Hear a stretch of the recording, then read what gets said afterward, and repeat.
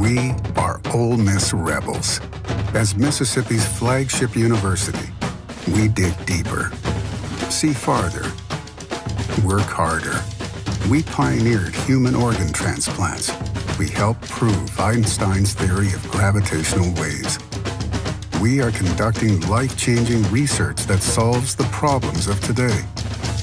We are Ole Miss, transforming lives and the world. Welcome to the POMcast with Stephen Willis. Now we're going to do things a little different. We are going to provide an honest look at Ole Miss athletics for the fan, by the fan, and of the fan. That is what we do. Hell be to me. I'm just kidding. Tune in for some Ole Miss sports news. We're going to give it to you straight. Yeah, right now. The POMcast starts now. It happens now. Holy cow. Listen to me. It's starting. Well, it's going to start right about now. Good morning, good morning, good morning. Welcome to the POMcast on this Thursday. I believe it's Thursday, April 1st. Welcome to April. It's our last month of our trial before we get down to business. So, as you can see, we're doing a lot of tweaks with the graphics and learning how to set them up in different ways and how it looks and all that stuff. So just please be patient with us for a little while longer. We should be done by the end of the month, but this morning was a very, very busy graphics day. As you can see over to the side of the screen, the chat is open. We have a Discord channel as well. By the way, Positively Ole Miss is the Discord channel. Basically, in the chat, the way it goes, if you're in any stream, that's YouTube, Twitch, Facebook, Twitter, the actual stream, not actually on Twitter, or Discord, and you leave a chat, it'll show up in the stream above. Now, we can see it all, so it's not really any danger of us missing it, but it's a way for you to get a question answered. If something pops in your head, we might be able to get that handled during the POMcast. I mean, we're on every day, 11 o'clock Eastern to about 11:30 Eastern. That's 10 to 10:30 Central. But that's just another way for us to be helping you out with what's a pretty cool thing. We're going to talk today. Florida has changed their rotation for this weekend. I think Franco Alamon will go tonight. First pitch is, I think, 8 o'clock Eastern, 7 o'clock Central on the SEC network. Clay Matvick and Ben McDonald will be on the call. We'll be on SEC Network Plus Friday and Saturday. But that's a pretty big deal. We have some sound coming up in this show from Mike Bianco, Tim Elko, and Gunnar Hoagland before they left to go to Gainesville for the game today. It's about to start raining here, by the way. I am in the palatial Central Florida studios about 2 hours from Gainesville, and it's about to rain in about 2 hours or so, and then the temperature is going to drop precipitously. And you know, we've been in the 90s the past few days. We're going to be down in the 70s after that.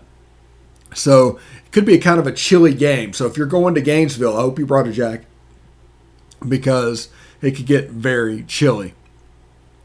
But we'll talk a little baseball when we come back from the break. After it, we'll get into spring football and talk some more about Dennis Jackson. I don't know if he meant to do it or not, but over on Talk of Champions, Bradley Sowell let out a little nugget of information that has me quite intrigued. I'm a big Dennis Jackson person, and let's just say the outside wide receiver room just got thrown into a little bit of like competition, just massive for a little bit of reps. Now, they don't substitute very much, so if you win, you really win in this offense.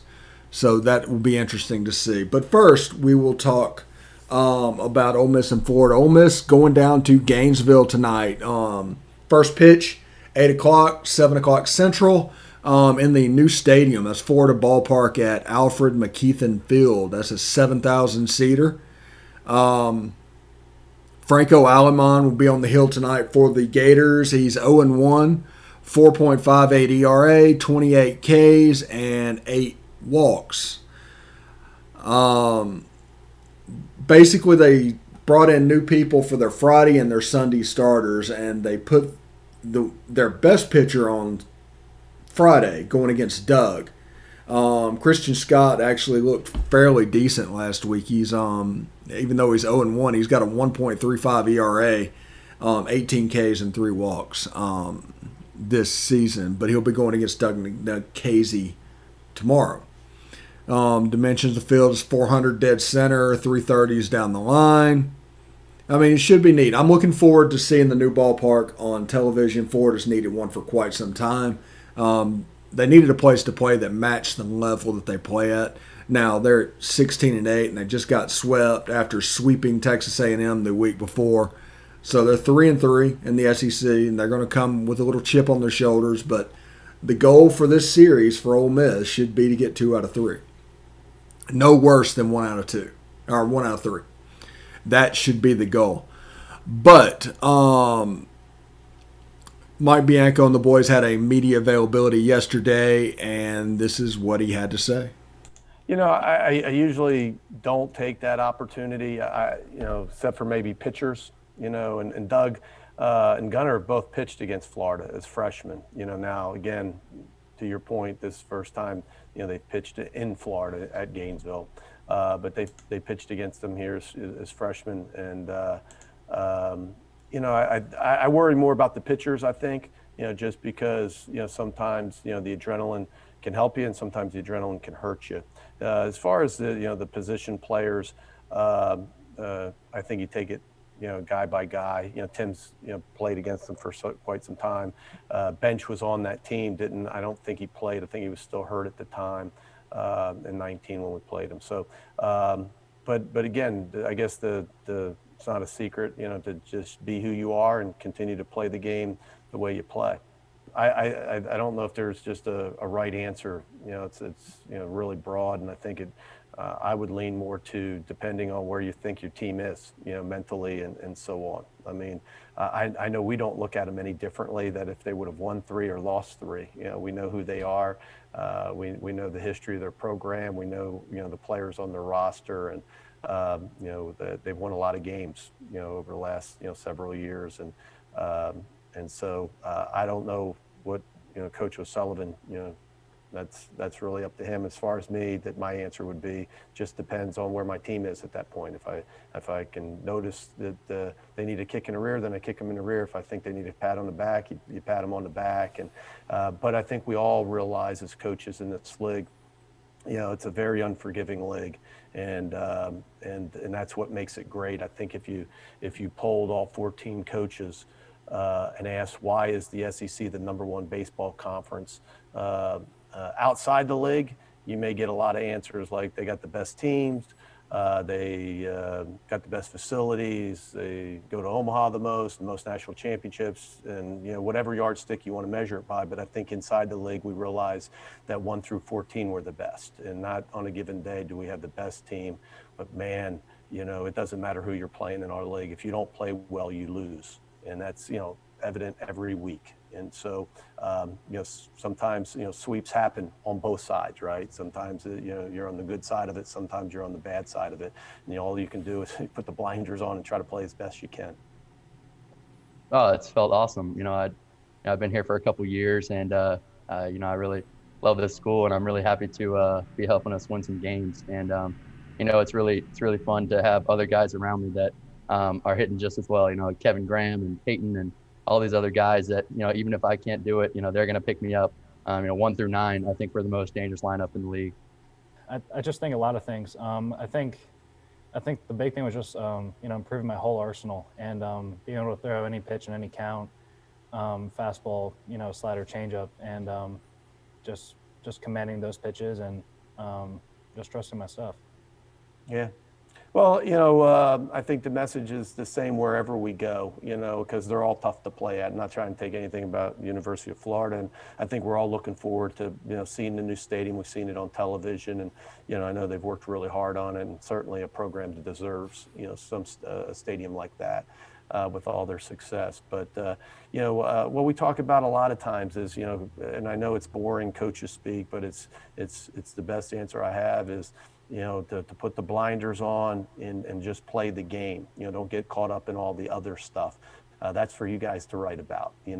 Our thing that I mention a lot is about the boring old habits. The fundamentals and being able to play the game the right way. If you do that, you have a lot more fun at the end of the game. When the game's over. If you get caught up in all the other stuff, that's when the game gets more difficult than it already is. The game's already really hard.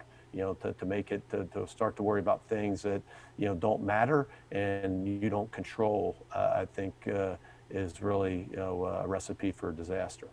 I think, losing like that happens. I mean, it's the SEC. It's the best conference in the country. And, Florida's a good team. So I don't think that they're going to be pressing that much. I think that they're just going to kind of, wipe that out of their memory, kind of like we would. And, just move forward and play how they can play. So, we got to be ready to go down there. I took a visit there, yeah. It didn't come down to the final couple of decisions, but yeah, I visited there and talked to Coach Sullivan and stuff like that, but it wasn't one of my top decisions now. Oh, it's awesome. Friday Night Lights and, facing off ace versus ace, and, it's great, and it fires me up, and, just trying to mow down the other opponent and give your team the best chance to win. I usually don't take that opportunity, except for maybe pitchers, and Doug and Gunnar both pitched against Florida as freshmen. Now again, to your point, this first time, they've pitched in Florida at Gainesville, but they pitched against them here as freshmen, and well. There you go. That was Mike Bianco talking about the Florida series along with Gunnar Hoagland and Tim Elko. It's kind of a big series. It's a place where Ole Miss is starting their gauntlet. We want it to do fairly well. Everybody was kind of hoping for 5-1 against Alabama. We got 6-0.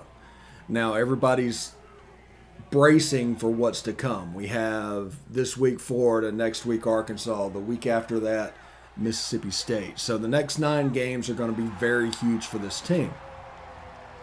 And, you want to win 2 at home, you want to win 1 on the road. That's the baseline expectation. Anything you can get plus that is a benefit. So if it can go 2-1 in the Florida series, you've obviously gone +1. And now all of a sudden they're going into the Arkansas series at 8-1. So it's quite interesting. It's basically set up for all kinds of success with this team. And they can kind of take it to the next level, but it's all on them because, they have a chance to get to the halfway point at 10 or 11 wins, and that's a fantastic start, especially when you start off the baseline expectation at 15-15. Now we'll have Chris Muller after the Florida series Saturday to talk about it and break down everything that happened. I think there's another person that was looking to start a baseball podcast as well. We might have him on here as well. I don't know exactly who that is. I'll let you know the more I know. And we're going to effort getting interviews from the big national guys like just to talk Ben McDonald, Kyle Peterson, those guys. They might say no, but they definitely says you miss every shot you don't take. They say so. We're going to try and do that to get a little bit of analysis. Maybe Kendall Rogers, Aaron Fitt, those guys as well. Bring them on the show to talk a little bit of baseball from a national perspective, not just a local perspective to where you can get caught in that little bubble. And, if that's all your information, you don't really have all the information. You need the national guys, you need the local guys, you need them all. You need all the angles whatsoever. But Ole Miss versus Florida, 8 o'clock Eastern, 7 o'clock Central tonight on SEC Network. Ben McDonald and Clay Matvick on the call. It's going to be a big game. Gunnar Hoagland on the hill against Franco Alamon, and it's the beginning of the gauntlet. It's what we've all been really waiting on. These 3 series is going to tell the tale when it comes to Ole Miss football. Anyway, we're going to take a short break. When we come back, we're going to talk a little spring practice and everything that's going on and just kind of ramble a little bit about that. So it'd be fun. Anyway, take a short break. Stick around. You want to answer that, don't you? I bet it's just killing you seeing the soft glow just inches away. Someone wants to tell you something or ask you something. Oh, come on, answer it already! Just so we're clear, that wasn't my fault.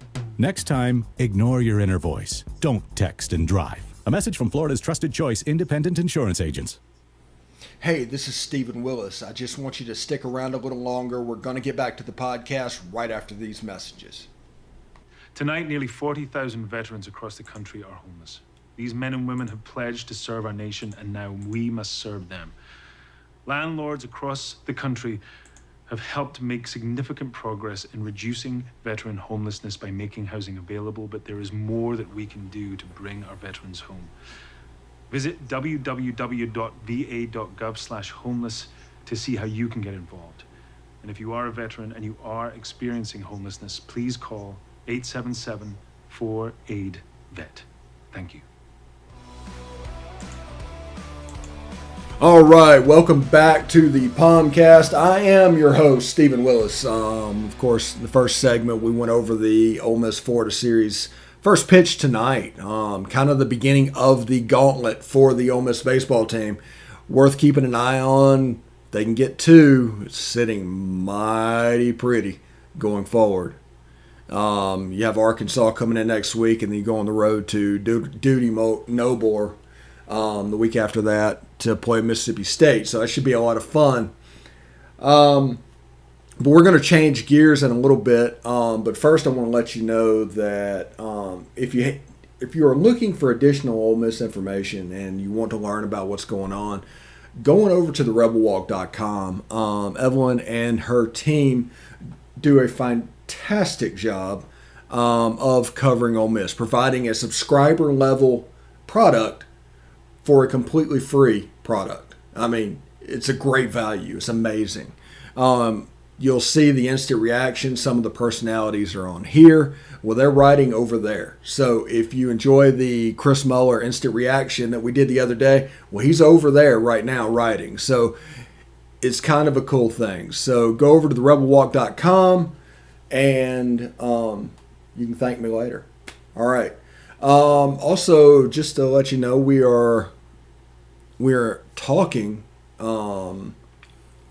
to do a little bit of advertising for somebody, kind of free-ish, just to pick them up. So whenever they have information, we'll get that to you.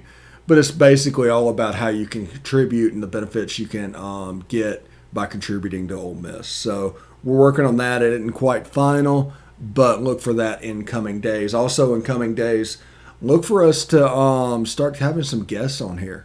It's pretty cool. We already got 2 of them booked. We'll record over the next couple of days. They're national level guys. Pretty good gets for a little rinky-dink show like we have. But it's yet another way for you to stay informed with Ole Miss sports. We want free content. We do, and we want to provide the best product available to you for free because we're not going to extort you for money. We're not going to ask you to go to a second location, and we're really not going to ask you to pay for what I'm talking about. So stick around for that, and it should be quite cool. I'm looking forward to ask about asking about all things Ole Miss and some national level stuff as well. So, let's see. Ole Miss in spring practice tomorrow, or today, I think, will be the fifth practice, 1/3 of the way through spring. And the only person that I have known of and heard that has seen a practice is Bradley Sowell.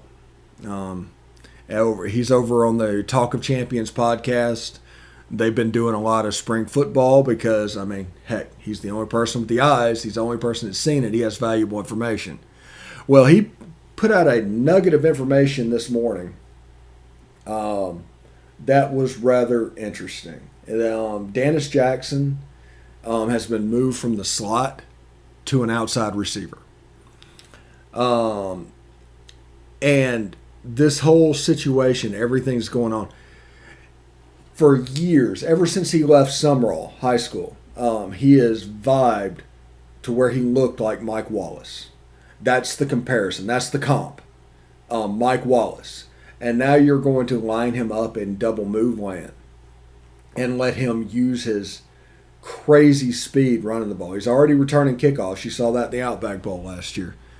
But he's having a monster spring just being able to run and catch the deep ball. And he's catching over his shoulders, hands catching down there. It's very confident catches. You see that and you're like, well, he meant to do that. It wasn't an accident. Because some people over the shoulder cradle the ball in. They want it to hit their hands and bounce in their chest and go down to their arms. There's room for them to err.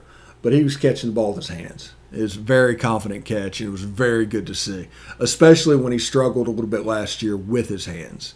Because, as you know, he was early in the year the backup slot, but at the end of the year, you didn't really see that. Jonathan Mingo moved into that position.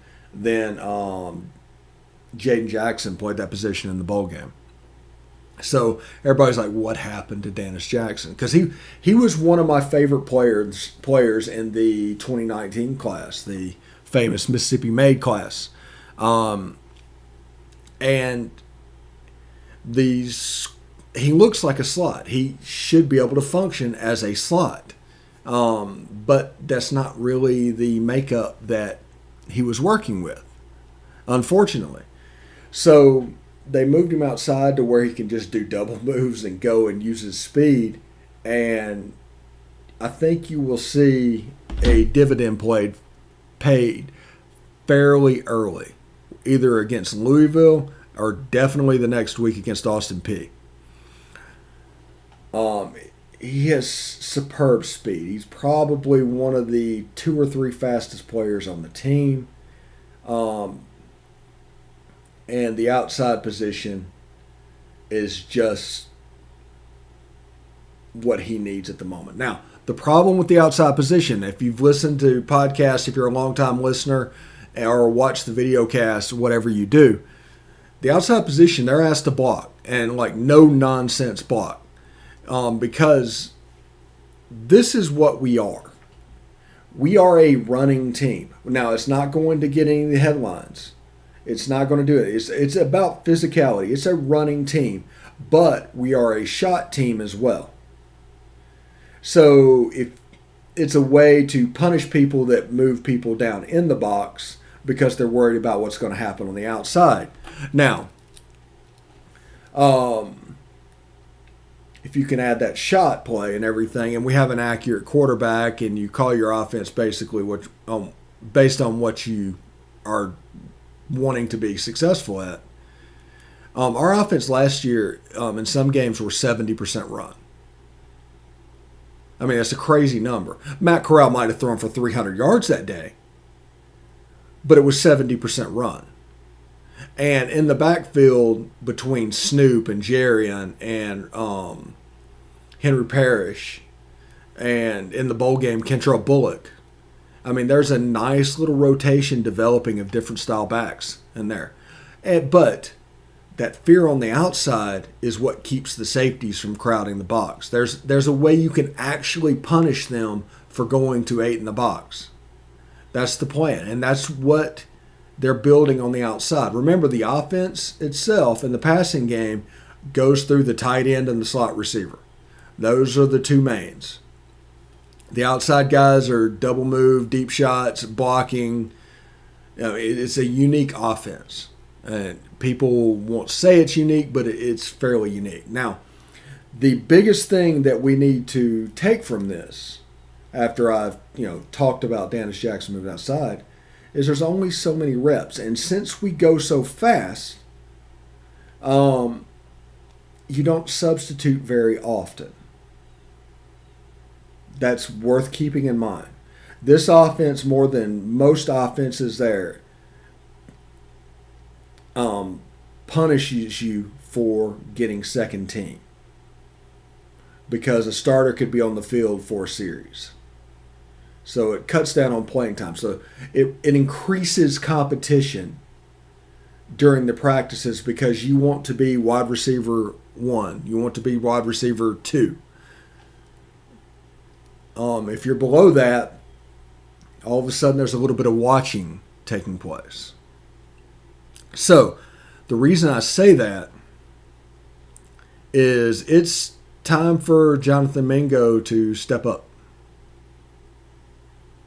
There's only so many reps. And Dennis Jackson is showing out. I don't think Dontario Drummond will be the weak link. And I'm not saying Jonathan Mingo is a weak link. That's not what I'm saying at all. I think he's the candidate, and you can tell by his production, like he really went off against Kentucky, but there were games there that he kind of disappeared. He needs to really show up and develop that consistency between now and fall, or he will see his reps start to dwindle. Because Dennis Jackson, by all accounts, is having a fantastic spring. Now, it helps that like Braylon Sanders and Jonathan Mingo are injured, and that's more reps for Dennis Jackson, and you move him outside and he gets to learn a little bit. That definitely helps him out.